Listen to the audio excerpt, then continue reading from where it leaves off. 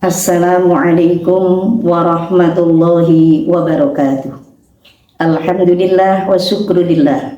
Wassalatu wassalamu ala rasulillah Sayyidina wa maulana Muhammad ibn Abdillah wa ala alihi wa ashabihi wa mawala amma ba'da.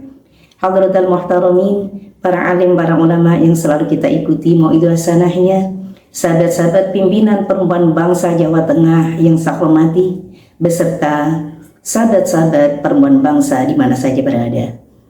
Marilah pada kesempatan yang berbahagia ini kita melahirkan rasa syukur kehadirat Allah Subhanahu wa Ta'ala yang telah mempertemukan kita dengan bulan yang penuh maghfirah, penuh rahmat dan barokah.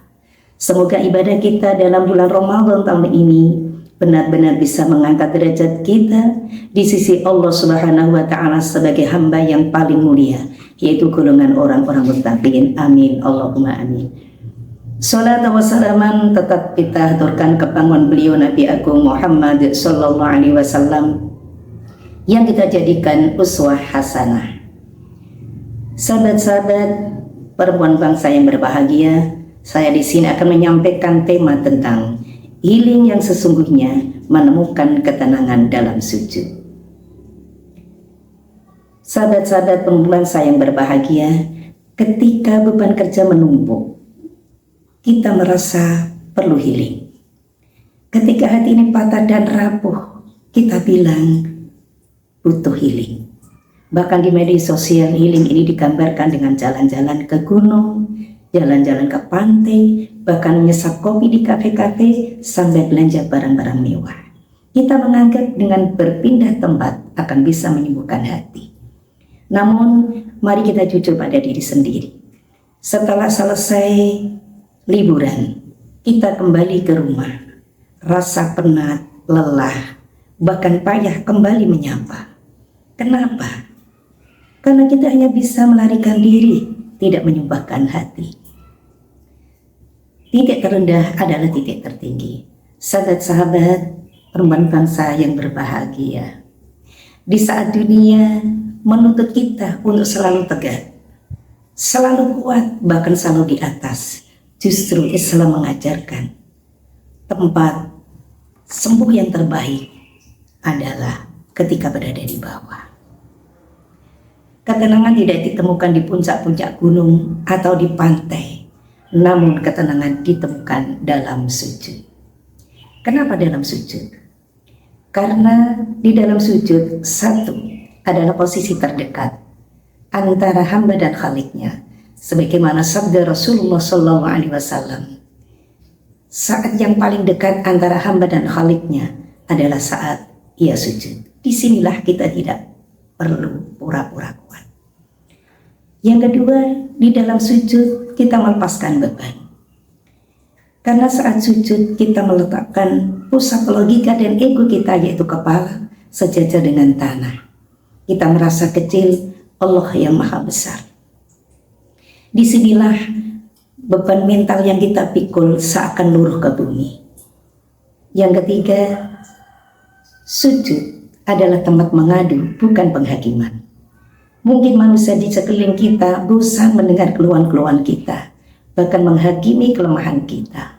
Namun dalam sujud, kita bisikkan doa yang paling lirih sekalipun, maka langit akan mendengar dengan penuh cinta.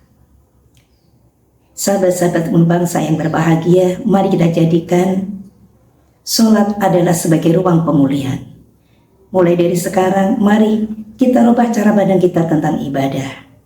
Jadikanlah sholat bukan sebagai beban yang harus segera diselesaikan, tapi jadikanlah sholat sebagai tempat istirahat.